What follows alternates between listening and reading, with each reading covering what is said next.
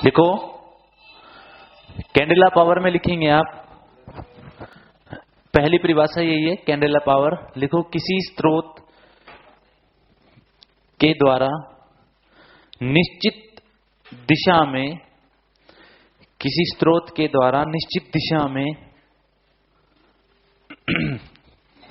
उत्सर्जित, निश्चित दिशा में उत्सर्जित प्रकाश की मात्रा को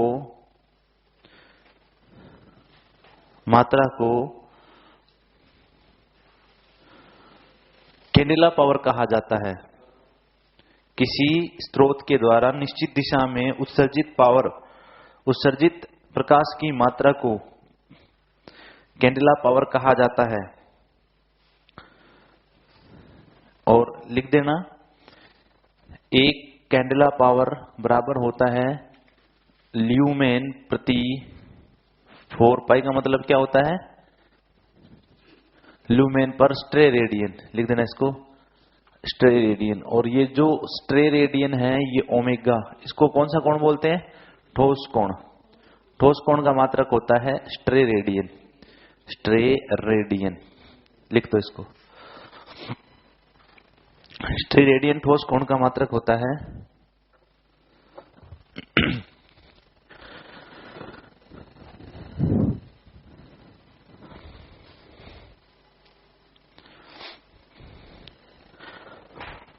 अब इसमें 2-3 चीजें देखो। ये तो आपका जो प्रकाश है वो किस तल पर है? एक ठोस कोण पर है। किस पर है? ठोस कोण पर। ठोस कोण का मतलब हो गया 4 पाई। ठोस कोण का मतलब क्या हो गया? 4 पाई। अगर ये कहता कि अगर आपका प्रकाश अर्धगोले पर है, किस पर है? अर्धगोले पर, तो अर्धगोले का जो कोण होता वो अपने पास में, ये तो अपने पास में हो गया एक स्फेयर के लिए। किसके लिए हो गया? एक स्फेयर। स्फेयर का मतलब क्या होता है? एक पूर्ण गोले के लिए।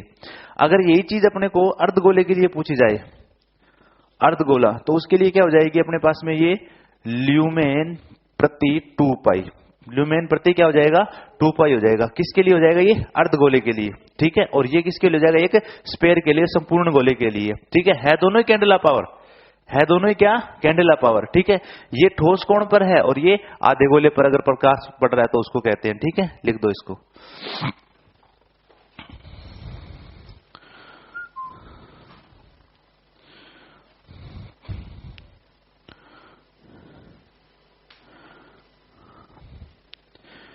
फिर लिखो,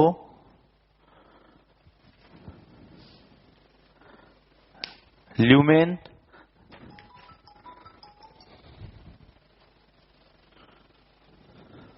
एफिशिएंसी, या ल्यूमिनस एफिशिएंसी बोलते हैं इसको, दक्षता। क्या बोलते हैं? दक्षता। दक्षता समझते हो सारे? आउटपुट बटे में इनपुट का जो अनुपात है उसको क्या कहा जाता है? दक्षता कहा जाता है। चाहे वो कोई लैंप है, चाहे कुछ भी है। आप जब किसी लैंप को पावर देते हो, क्या देते हो? पावर। किस में देते हैं? वाट में। तो अपने को क्या प्रकाश मिलता है? मिलता है क्या अपने को? प्रकाश। तो अपने पास में लिखो, किसी प्रकाश स्रोत को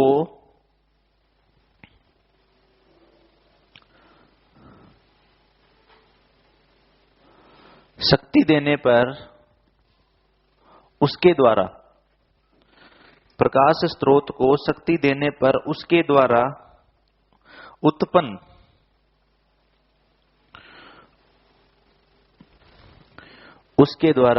उत्पन्न ल्यूमेन व दी जाने वाली शक्ति के अनुपात को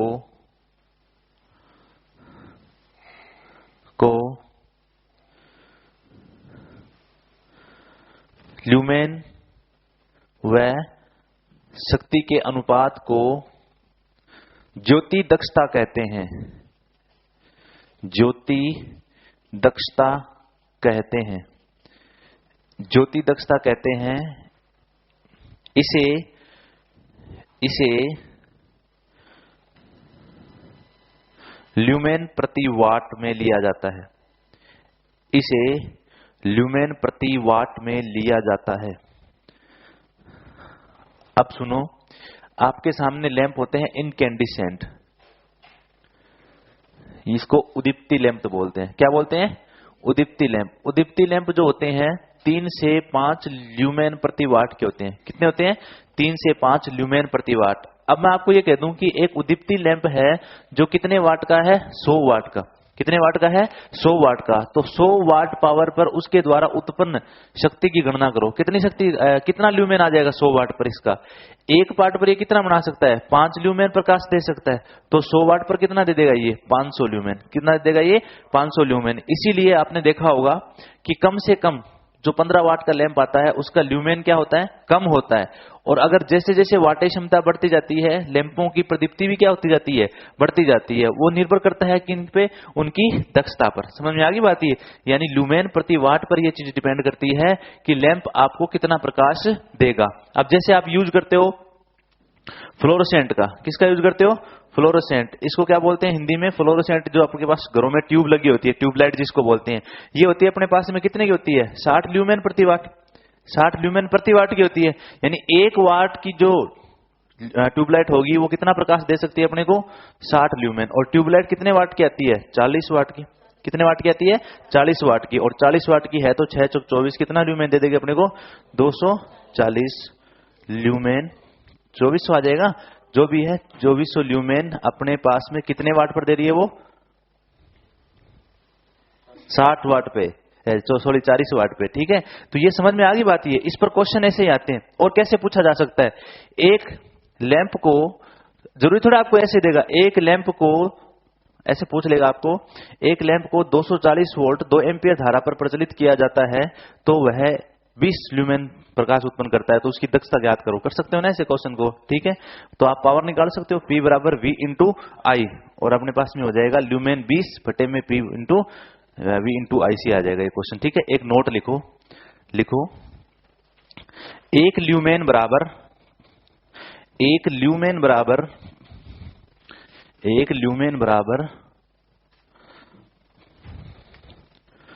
एक ल्यूमेन बराबर 0.0016 वाट होते हैं। एक ल्यूमेन बराबर 0.0016 वाट होते हैं। एक ल्यूमेन बराबर 0.0016 वाट। फिर अगली परिभाषा लिखोगे आप, मानक मोमबत्ती, या इसको बोलते हैं स्टैंडर्ड कैंडल। क्या बोलते हैं? Standard candle. मानक मोमबत्ती, स्टैंडर्ड कैंडल। मानक मोमबत्ती, स्टैंडर्ड कैंडल। अगली परिभाषा लिखोगे आप, मानक मोमबत्ती, स्टैंडर्ड कैंडल। और लिखोगे इसमें वह मोमबत्ती जो, वह मोमबत्ती जो 7.776, वह मोमबत्ती जो 7.776 ग्राम प्रति मिनट की दर से,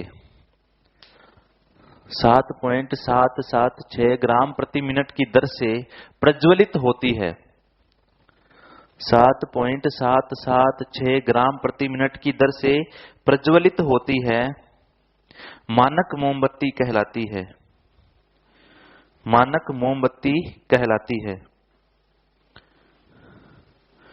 स्टैंडर्ड कैंडल समझ में आ गई बात ये? ठीक है, इसको मानक मोमबत्ती बोलते हैं। हाँ, फिक्स है ये वैल्यू। स्टैंडर्ड जो अपने पास में कैंडल होगी उसको इतनी दर से जलनी चाहिए वो, मतलब कि 1 मिनट में 7.776 मोम उसका क्या हो जाना चाहिए? पिघल जाना चाहिए। तब तो वो कौन सी मोमबत्ती है? मानक मोमबत्ती है। अन्यथा वो मानक मोमबत्ती नहीं है। समझ में आ गई बात ये? ठीक है, ये अपने पास कैंडल होगी। कौन सी कैंडल होगी? स्टैंडर्ड कैंडल होगी। अब लिखो अपने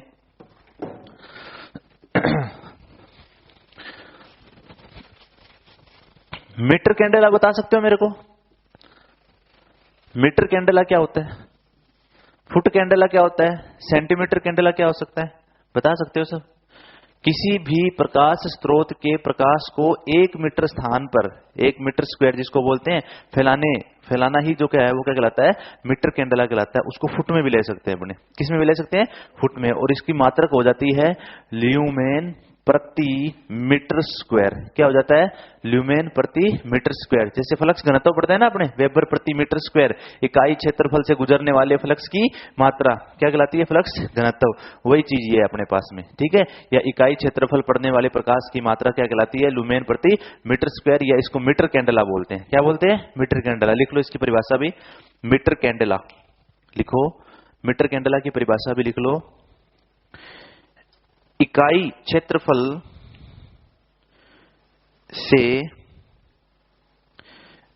क्षेत्रफल से उत्सर्जित होने वाले प्रकाश की मात्रा को, इकाई क्षेत्रफल से उत्सर्जित होने वाले प्रकाश की मात्रा को मीटर कैंडेला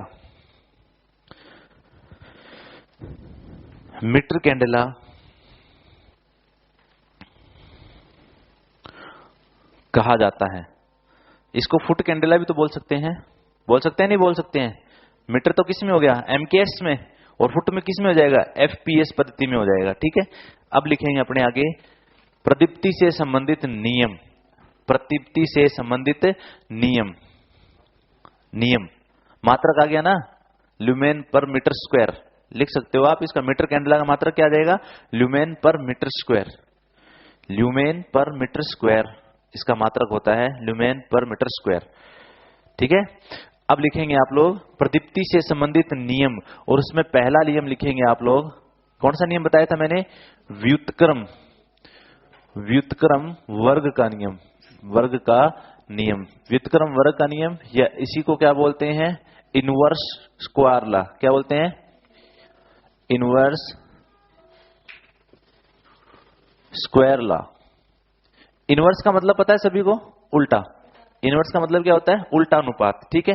जैसे मान लो, अब मैं एक चित्र ड्रॉ कर रहा हूं और इसको ध्यान से समझना।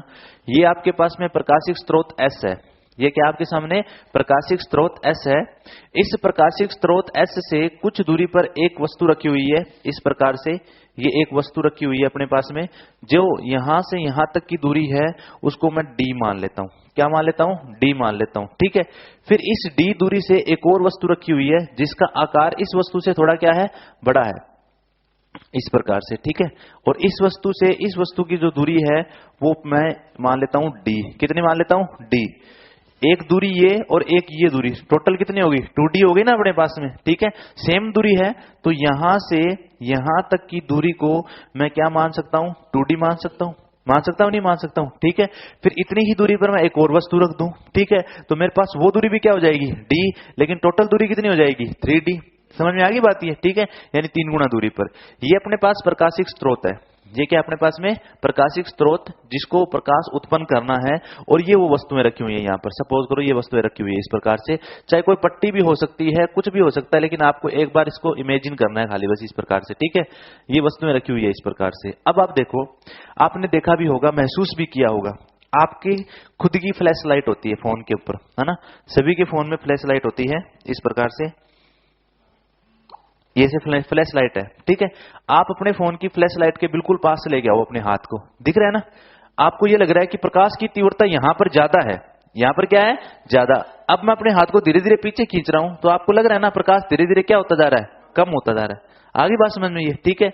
यानी थीटा तो बढ़ता जा रहा है ना, थीटा क्या हो रहा है? बढ़ता जा रहा है, ठीक है। और आपको ऐसे लगता है कि मेरा हाथ जो है वो बड़ा होता जा रहा है। क्या होता जा रहा है? बड़ा। जब इसकी आप परछाई देखोगे ना उस तरफ, तो हाथ क्या लगेगा आपको? बड़ा लगेगा।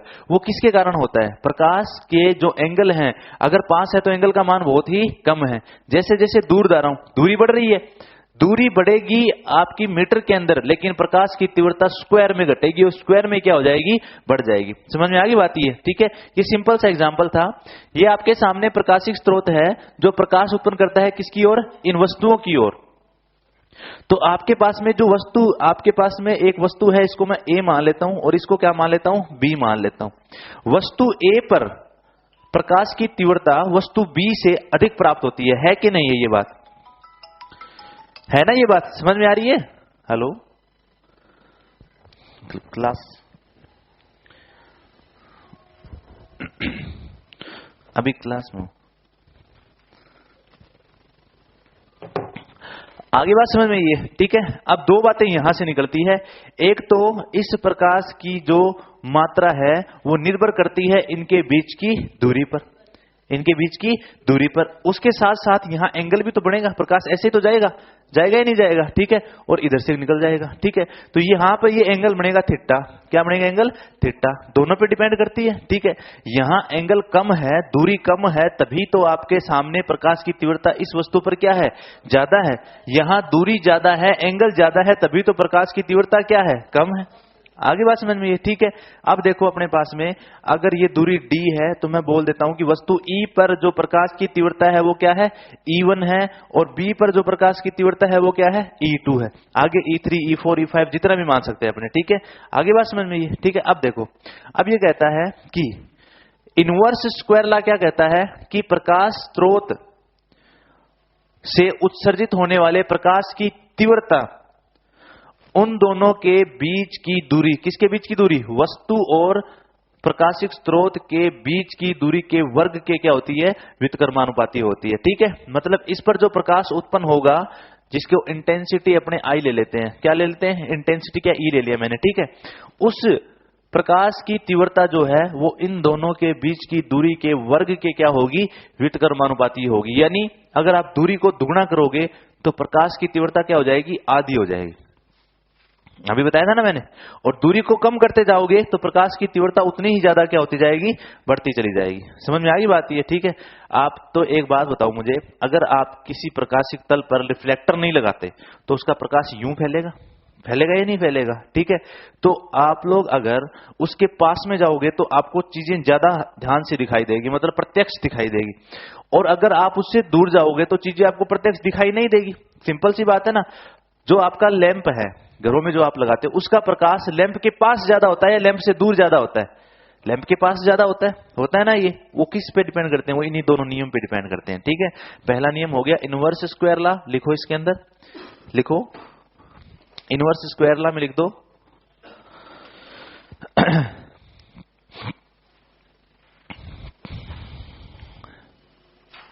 लिखो किसी प्रकाश स्रोत से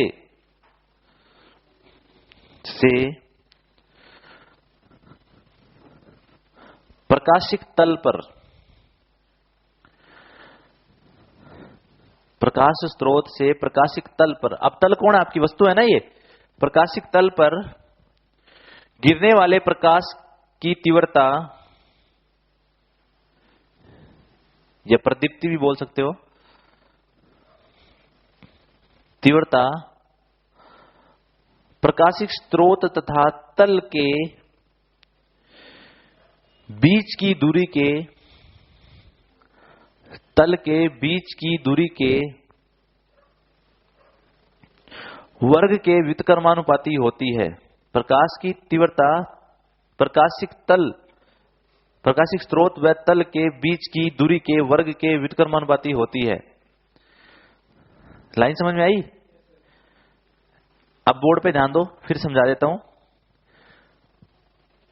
प्रकाशिक तल से प्रकाशिक, जो आपके पास में प्रकाशिक स्रोत से प्रकाशिक तल पर जो गिरने वाले प्रकाश की तीव्रता है E1, वो निर्भर करती है प्रकाश स्रोत व तल के बीच की दूरी के वर्ग के व्युत्क्रमानुपाती। समझ में आ गई बात? ये लाइन मैंने आपको लिखाई है, और आप इसको ऐसे लिख सकते हो कि E जो है वो समानुपाती होगा 1/d की स्क्वायर, ठीक है।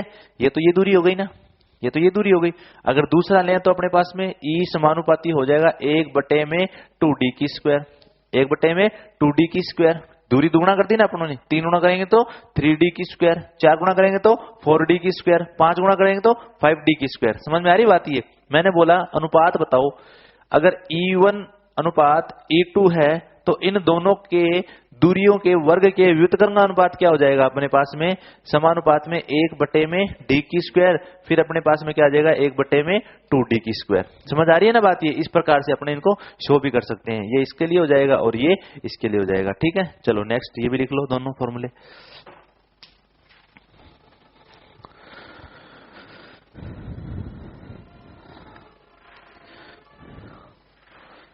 ये तो हो गया इनवर्स लॉ, और दूसरा नियम था लंबर्ट का कोज्या नियम। कोज्या नियम, इसको बोलते हैं लंबर्ट्स कोसाइन लॉ। लिख लो ये, पहले ये उतार के फिर दूसरा नियम लिख लेना आप लोग।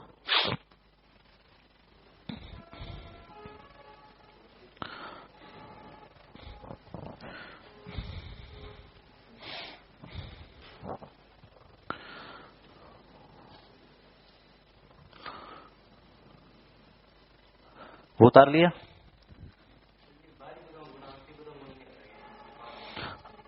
वो आप चाहे कैसे समझ लो इसको, अगर आपने E1 E2 का अनुपात लिखेंगे ना, वो तो गुणांक तो वही होता है, भारी पदों का गुणा, वो तो इसको सॉल्व करते हैं हमने तब होता है। भारी पदों का और अंदर पदों का गुणा निकालते हैं ना, वो तो इनको सॉल्व करते हैं तब करते हैं। दोनों का अनुपात पूछ लिया मैंने तेरे को ये कह दिया कि इन दोनों का अनुपात क्या होगा। अब तो सही है, अब तो सही है। E1 और E2 का जो अनुपात है वो क्या हो जाएगा, 1/d² अनुपात 1/2d²। ऐसे तो सही है, ठीक है। अब चलो आगे लिखो लंबर्ट का कोज्या नियम, लंबर्ट का कोज्या नियम या कोसाइन लॉ। ये लिख लिया क्या, इसमें लिखो, लिखो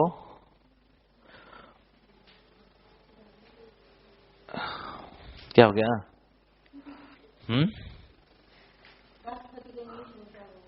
प्रेसिडेंट, प्रधानमंत्री को प्राइम मिनिस्टर, मुख्यमंत्री को chief minister, home minister, cabinet minister. लिखो आगे लंबर्ट का कोज्या नियम को लिखो। प्रकाशिक स्रोत से उत्सर्जित होने वाले प्रकाश की मात्रा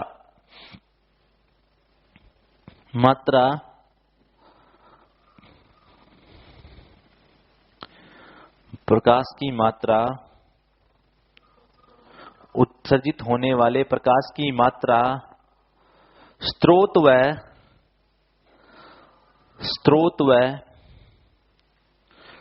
तल के मध्य,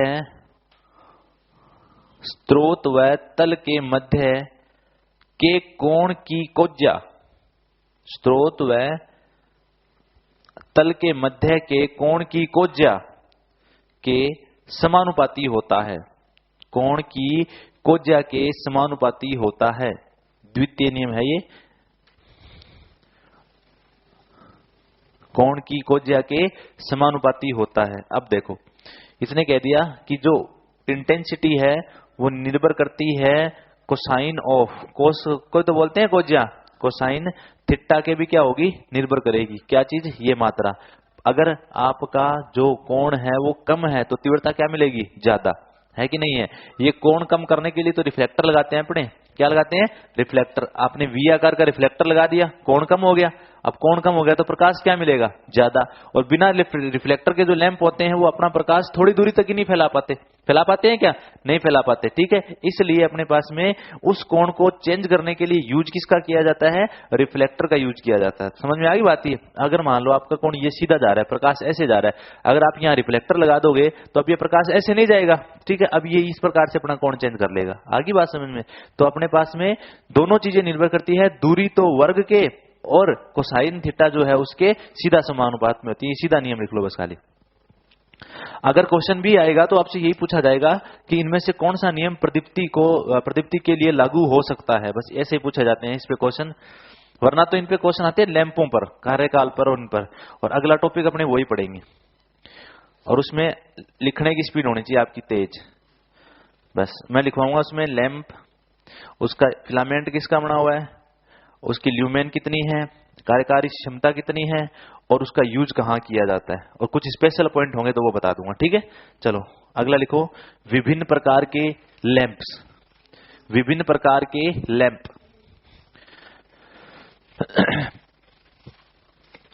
विभिन्न प्रकार के लैंप। और पहले कुछ बात समझाना चाह रहा हूं मैं, वो समझ लेना। विभिन्न प्रकार के लैंप, आप सभी ने प्रकाश प्रभाव पढ़ा था, विद्युत का, विद्युत धारा का प्रकाशिक प्रभाव पढ़ा था ना, धारा का प्रकाशिक प्रभाव पढ़ा था। उसमें क्या कहा था, अगर किसी फिलामेंट लैंप को विद्युत धारा से जोड़ा जाए तो पहले वो क्या उत्पन्न करता है, ऊष्मा, और उस ऊष्मा से क्या बन जाती है, प्रकाश उत्पन्न हो जाता है। ठीक है, तो अब अपने इसी आधार पर आगे लैंप पढ़ेंगे, लेकिन सारे लैंप जो है वो इसको रिकमेंड नहीं करते। सारे लैंप ये नहीं कहते कि हम विद्युत धारा के प्रकाशिक सिद्धांत पर काम करते हैं। हमने दो प्रकार के सिद्धांत पढ़े थे, पहला विद्युत धारा का प्रकाशिक सिद्धांत और दूसरा पढ़ा था विद्युत धारा का गैस विसर्जन प्रभाव। पढ़ा था ना। आधे लैंप काम करेंगे किस पर? प्रकाश के सिद्धांत पर, और आधे लैंप किसके सिद्धांत पर काम करेंगे? गैस विसर्जन के सिद्धांत पर काम करेंगे। ये ध्यान रखना आपको। ठीक है, तो पहले आप हेडिंग लगाओ उदीप्ति लैंप।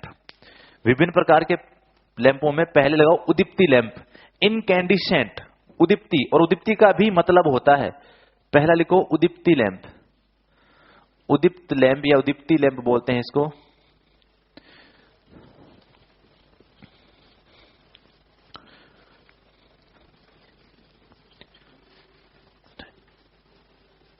Incandescent lamp. उदीप्ति का मतलब एक प्रदीप्ति होता है, एक उदीप्ति होता है। उदीप्ति का मतलब क्या होता है? ये फिलामेंट है लैंप का, इसको धारा के साथ जोड़ा गया आई। ठीक है, ज्यादातर किसके बने होते हैं? टंगस्टन के। ज्यादातर किसके बने होते हैं? ये टंगस्टन के बने होते हैं, क्योंकि टंगस्टन का जो कार्यकारी तापमान है वो 2000 के आसपास होता है और गलनांक कितना होता है? 3400 डिग्री सेंटीग्रेड। ठीक है, अब देखो टंगस्टन के बने होते हैं। इसमें दो चीजें बात कि जब इसमें धारा गुजरेगी तो क्या उत्पन्न होगी? ऊष्मा। क्या उत्पन्न होगी? ऊष्मा। पर उस ऊष्मा का एक निश्चित मान होगा, तभी क्या उत्पन्न होगा? प्रकाश उत्पन्न होगा। मतलब ये हो गया कि उदीप्ति लैंप वो होते हैं जो धारा के प्रवाह होने पर प्रकाश के साथ साथ क्या उत्पन्न करते हैं? ऊष्मा भी उत्पन्न करते हैं। वो कौन से लैंप कहलाते हैं? उदीप्ति लैंप। और इनका जो प्रकाश है वो निर्भर करता है, पहला दी जाने वाली, ये लिखो पॉइंट, पहले लिखो फिर मैं लिखवा देता हूं इसमें। बोर्ड पे लिखने का कोई मतलब ही नहीं है। लिखो उदीप्ति लैंप में लिखो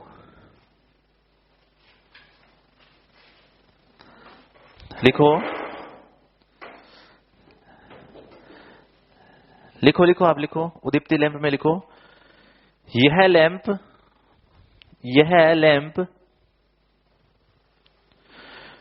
धारा के प्रवाह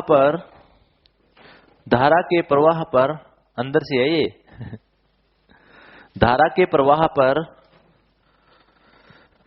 प्रकाश के साथ साथ ऊष्मा भी उत्पन्न करते हैं, या ऐसे कह सकते हैं ऊष्मा के कारण क्या उत्पन्न करते हैं? प्रकाश उत्पन्न करते हैं। इसलिए इन्हें उदीप्ति लैंप कहा जाता है। उदीप्ति लैंप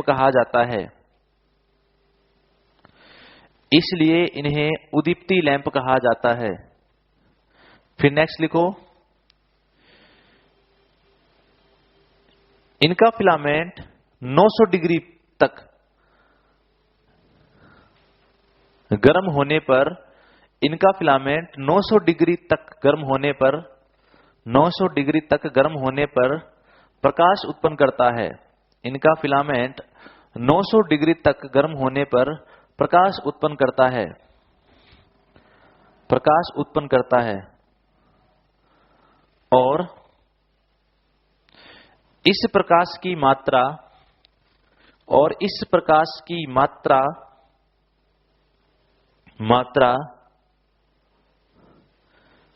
फिलामेंट के तापमान व समय पर निर्भर करती है। और इस प्रकाश की मात्रा फिलामेंट के तापमान व समय पर निर्भर करती है। फिलामेंट के तापमान व समय पर निर्भर करती है कि नहीं है भाई? बिल्कुल करेगी। एक लैंप को आप झटके से ऑन करके ऑफ करना, पूरा प्रकाशित नहीं होता वो लैंप, धीरे से यूं प्रकाशित होता है कि नहीं है?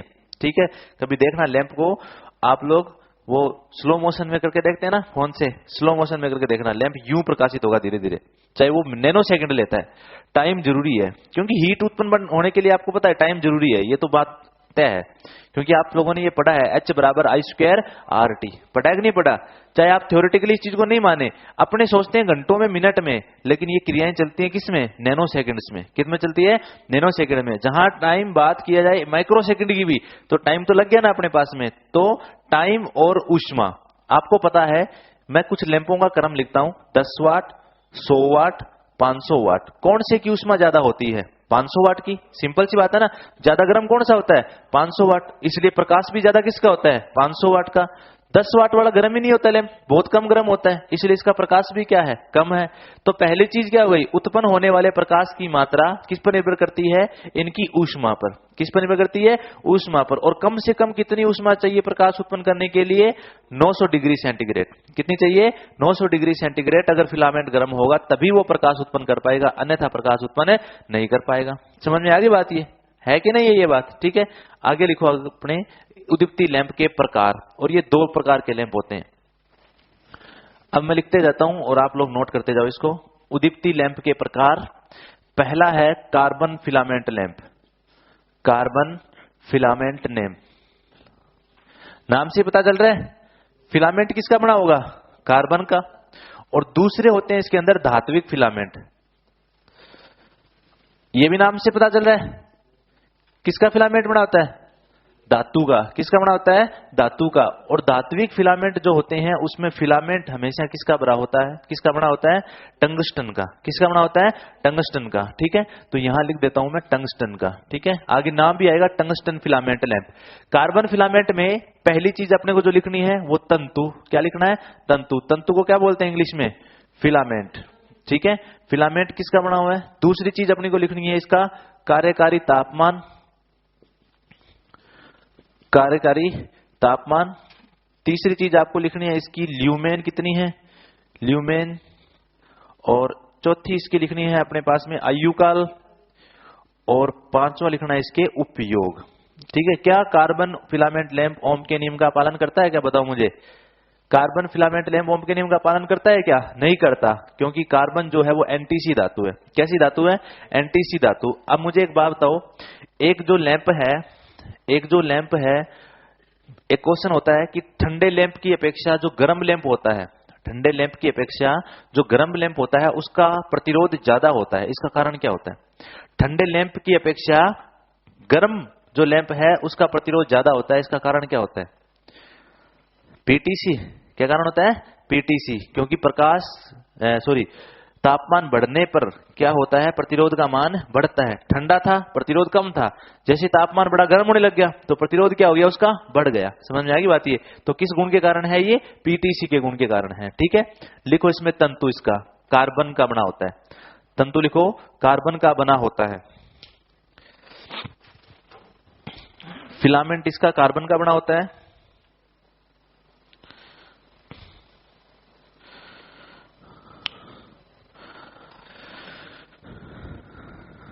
कार्यकारी तापमान है इसका 2000 डिग्री सेंटीग्रेड। और प्रकाश या ल्यूमेन है इसका 3 से 4 ल्यूमेन प्रति वाट। ल्यूमेन प्रति वाट। आयुकाल है 700 से 800 घंटे। और उपयोग किया जाता है इसका, वो मैं लिखवा देता हूं अलग से। धात्विक फिलामेंट 2 प्रकार के होते हैं। पहला होता है टंगस्टन फिलामेंट।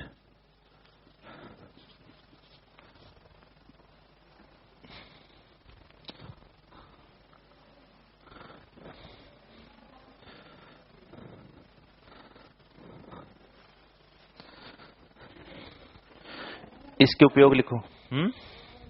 हाँ, ल्यूमेन इसकी दक्षता होगी 3 से 4 ल्यूमेन प्रति वाट। इतना प्रकाश उत्पन्न कर सकता है ये, 3 से 4 ल्यूमेन प्रति वाट। उपयोग लिखो इसके। उपयोग लिखो इसके। अब आप लोग कहोगे कि बैटरी चार्जिंग में इनका यूज कैसे करते हैं सर? आता है ना एक, इनका यूज बैटरी चार्जिंग में करते हैं। आपने स्थिर वोल्टता विधि पढ़ी है बैटरी चार्जिंग में? उसमें लैंप लगाते हैं कि नहीं लगाते अपने? वो सारे लैंप कौन से होते हैं? कार्बन फिलामेंट लैंप होते हैं। लिख दो उपयोग लिखो। पहला बैटरी चार्जिंग में, पहला उपयोग लिखोगे बैटरी चार्जिंग में लोड के रूप में। बैटरी चार्जिंग में लोड के रूप में। फिर दूसरा लिखोगे ऊष्मा विकिरण कार्य में। ऊष्मा विकिरण कार्य में। ऊष्मा विकिरण कार्य में। ऊष्मा विकिरण कार्य में। फिर लिखो धात्विक फिलामेंट लैंप। इसमें वही सेम चीज, यही लिख देता हूं आगे मैं। तंतु किसका बना होता है? टंगस्टन का। तंतु किसका बना होता है? टंगस्टन का। कार्यकारी तापमान होता है इसका भी 2000 डिग्री सेंटीग्रेड। एक नई चीज और लिख लेना, गलनांक, वो लास्ट में लिखवा दूंगा। और ल्यूमेन होता है 8 से 10 ल्यूमेन प्रति वाट। क्या हो गया?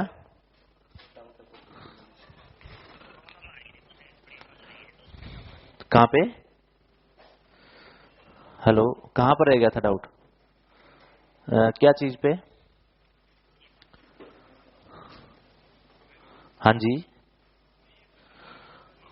उदीप्ति लैंप वाला। हाँ ठीक है, बताता हूं अभी। हाँ ठीक। अच्छा, उदीप्ति लैंप की परिभाषा मैंने ये लिखाई थी आपको। उदीप्ति लैंप कि वह लैंप जो धारा के साथ, धारा प्रवाह होने पर ऊष्मा के साथ साथ क्या उत्पन्न करते हैं? प्रकाश उत्पन्न करते हैं। वे लैंप जो ऊष्मा के साथ साथ प्रकाश भी उत्पन्न करते हैं, वो लैंप उदीप्ति लैंप कहलाते हैं। इनका जो प्रकाश है वो कितने डिग्री सेंटीग्रेड पर? 900 डिग्री सेंटीग्रेड पर इनका तापमान उत्पन्न हुआ है, प्रकाश उत्पन्न होगा जब फिलामेंट इतना गर्म हो जाएगा। और फिर मैंने आपको बताया था कि उत्पन्न होने वाले प्रकाश की मात्रा जो है वो डिपेंड करती है किस पर? ऊष्मा की मात्रा पर, और दूसरा समय पर। दूसरा किस पर? समय पर। क्या फिलामेंट की प्रकृति बोल सकता हूं मैं? यहां पर बोल सकता हूं ना भी फिलामेंट की प्रकृति कैसी है, ये भी जरूरी होता है। फिलामेंट की प्रकृति कैसी है ये भी जरूरी होता है, उच्च प्रतिरोधी है या कैसा है। ठीक है, अब जैसे मान लो आप लोग गैस वो यूज कर लेते हैं अपने। हेलो, हाँ जी,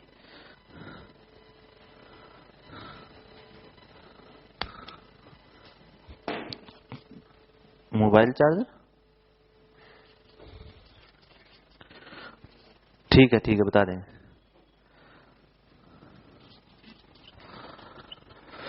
कार्यकाल लिख देना इसका 750 से 850 घंटे।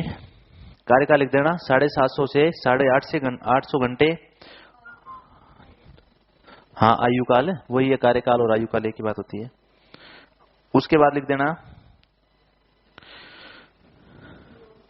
उपयोग। पिग्गी लैंप, गूगल सर्च कर लेना क्या होता है piggy lamp. Piggy piggy piggy lamp, peggy piggy lamp piggy lamp search कर लेना गूगल पे कौन से होते हैं पिग्गी लैंप। उसके बाद लिख देना नाइट लैंप। नाइट लैंप, आप कहोगे सर लैंप तो सारी नाइट में जलते हैं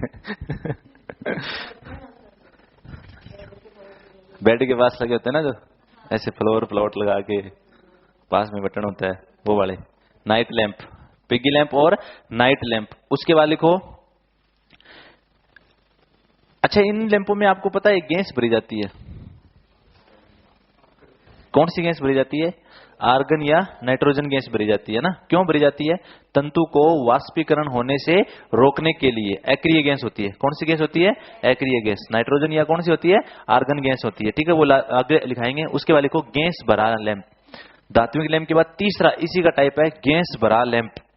गैस भरा लैंप, हाँ इसी का ही प्रकार है वो तीसरा, इंडिकेंट का ही, उदीप्ति लैंप का ही प्रकार है तीसरा गैस भरा लैंप। लिखो, इस लैंप का तंतु टंगस्टन, इस लैंप का तंतु टंगस्टन धातु का ही बना होता है। टंगस्टन धातु का ही बना होता है। टंगस्टन धातु का ही बना होता है, परंतु इसकी लंबाई धात्विक लैंप के फिलामेंट से, परंतु इसकी लंबाई धात्विक लैंप के फिलामेंट से अधिक होती है, अधिक होती है।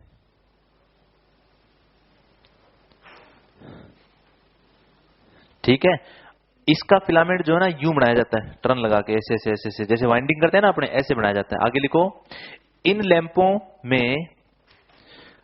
लैंपों में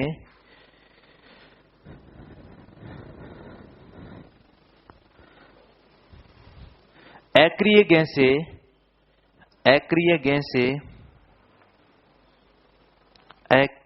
गैसें नाइट्रोजन व आर्गन को भरा जाता है। नाइट्रोजन व आर्गन को भरा जाता है। नाइट्रोजन व आर्गन को भरा जाता है।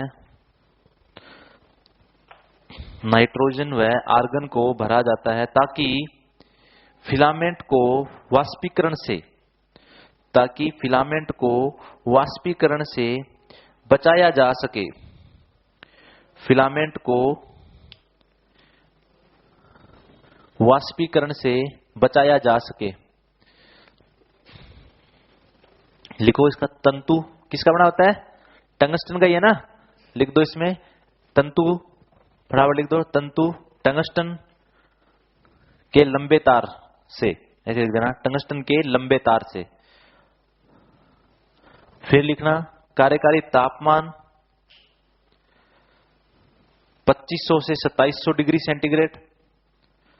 तंतु, फिर कार्यकारी तापमान 2500 से 2700 डिग्री सेंटीग्रेड। फिर प्रकाश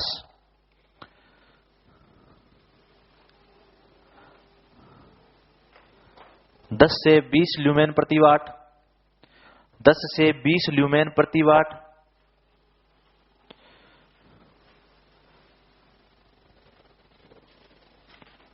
आगे लिख देना 1500 वाट तक बनाए जा सकते हैं। 1500 वाट तक बनाए जा सकते हैं। 1500 वाट तक बनाए जा सकते हैं। 1500 वाट तक बनाए जा सकते हैं। और उसके बाद लिख देना क्या रह गया? आयुकाल लिख दो 1000 से 1200 घंटे। 1000 से 1200 घंटे। 1000 से 1200 घंटे। अच्छा, मैंने इसी लैंप में ऐसा क्यों बोला कि इन्हें 1500 वाट तक बनाया जा सकता है? क्यों बोला बताओ?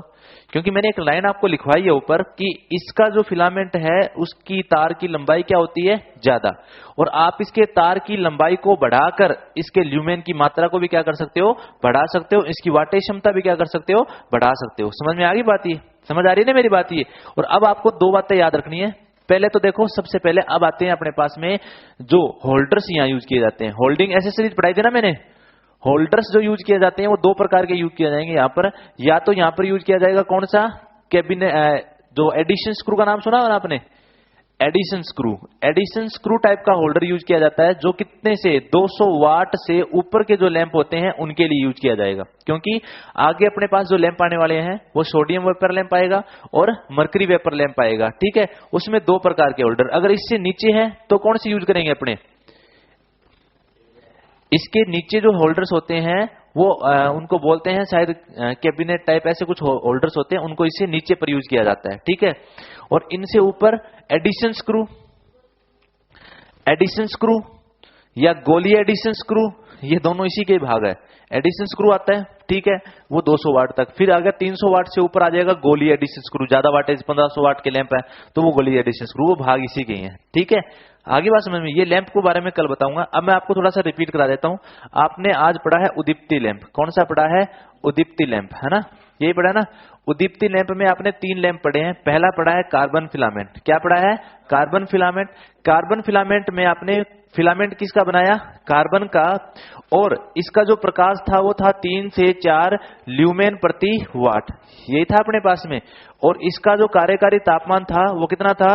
2000 डिग्री सेंटीग्रेड। और लास्ट में अपनों ने पढ़ा इसका कार्यकाल। क्या पढ़ा? कार्यकाल कितना था?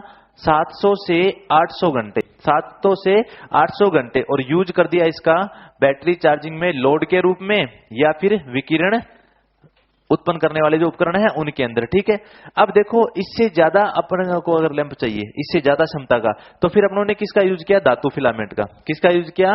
धातु फिलामेंट। धातु फिलामेंट जो लैंप है उसमें फिलामेंट किसके बने होते हैं? टंगस्टन के। किसके बने होते हैं?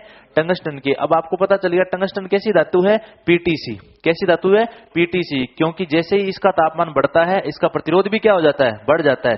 एक ठंडे लैंप का प्रतिरोध होता है 40 ओम। कितना होता है? 40 ओम। आगे बात समझ में? 100 वाट का एक ठंडा लैंप होता है ना, उसका प्रतिरोध कितना होता है?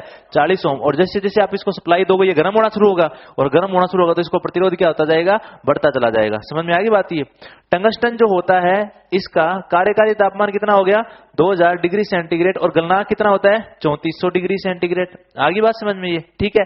फिर देखो ये 3 से 4 है तो ये कितना हो गया?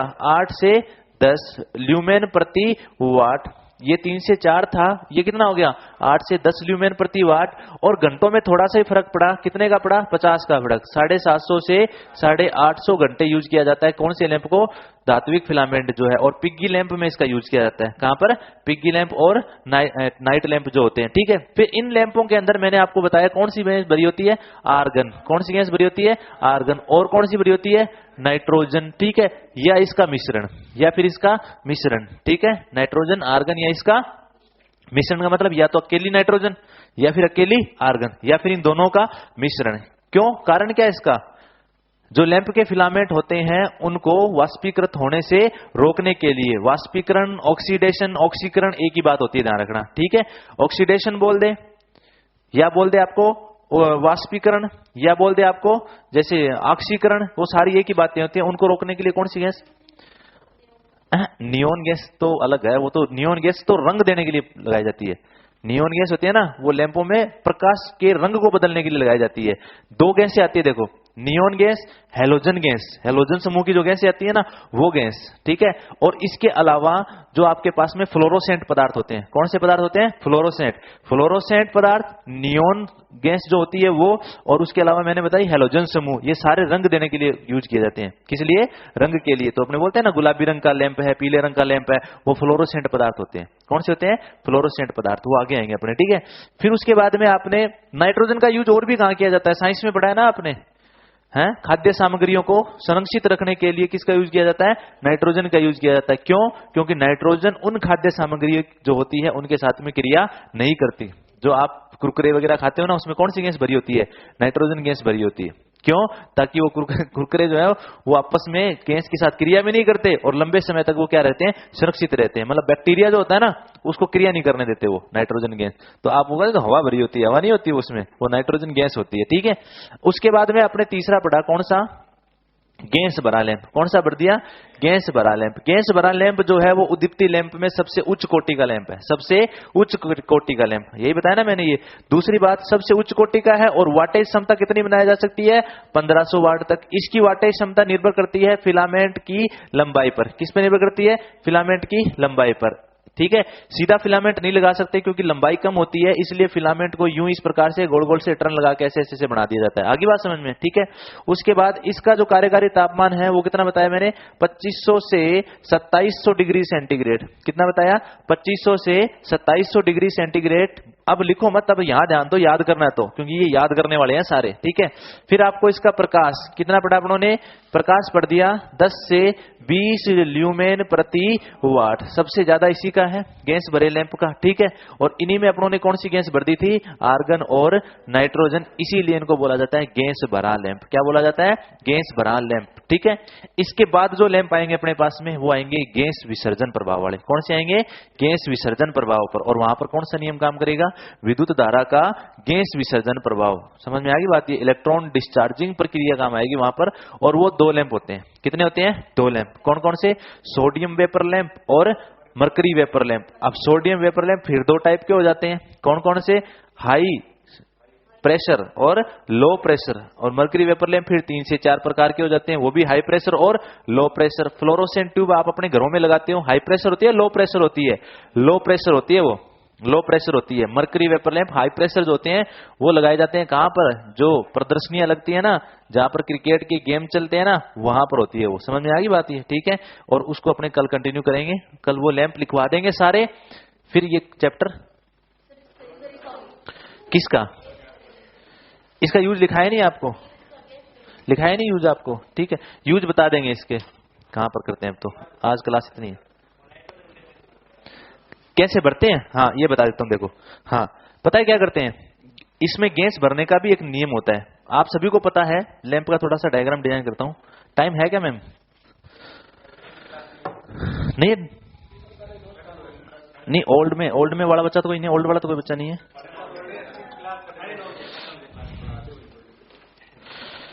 हेलो, हाँ जी, बैटरी चार्जिंग, अच्छा ठीक है बता देता हूँ। हाँ ठीक। अच्छा, ट्रेनों में आप लोग गए हैं सारे, है ना? ट्रेनों के अंदर आपने देखा होगा सॉकेट्स लगे होते हैं, है ना? उसमें एसी सप्लाई होती है, डीसी सप्लाई होती है? किसने कह दिया? अगर डीसी सप्लाई लगी होगी तो आपके चार्जर तो जल जाएंगे ना? क्यों? चार्जर जो होते हैं ना, चार्जर के अंदर ट्रांसफार्मर लगा होता है सबसे पहले, और चार्जर है, डायोड तो ट्रांसफार्मर के बाद लगे होते हैं स्टेप डाउन करने के लिए। पहले डायोड कैसे लगा देंगे अपने, स्टेप डाउन कौन करेगा फिर? अब मान लो पहले डायोड लगा दिया, फिर बाद में तो ट्रांसफार्मर स्टेप डाउन कर नहीं सकता, क्योंकि डीसी को थोड़ा डाउन करेगा, वो डीसी पर तो जल जाता है। उसमें होती सिर्फ सॉकेट्स में एसी होती है, सिर्फ सॉकेट में एसी होती है, बाकी सब जगह पर क्या होती है? डीसी होती है।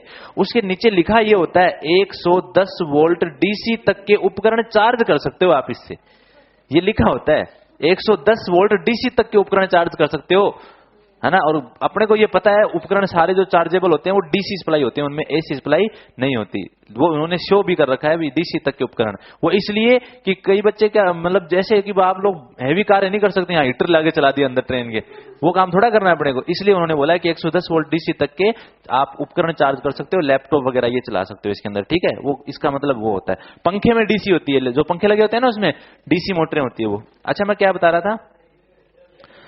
हाँ, गैस कैसे भेज जाती है? आपने यूं लैंप देखा हुआ है, उसकी कैप होती है ऊपर की तरफ, ठीक है? और यहाँ दो पिन्ने होती है नहीं होती है, ठीक है? यहाँ दो होल्डिंग पिन होती हैं जो लैंप को क्या करती है? होल्ड कर रखती है। और यूं कांच का आवरण होता है, ऐसे है कि नहीं है? ठीक है, टेढ़ा मेढ़ा है लेकिन ऐसा ही होता है, ठीक है? बीच में यूं स्तंभ होता है, ठीक है? इस स्तंभ पर यहां पर इस प्रकार से आपको पता है दो तारें निकल कर आती है, ऊपर की तरफ आती है ना, और ये फिलामेंट ऐसे इस प्रकार से बना होता है, इस पर इसको सपोर्ट देते हैं अपने। लैंप ऐसा ही होता है दिखने में, ठीक है?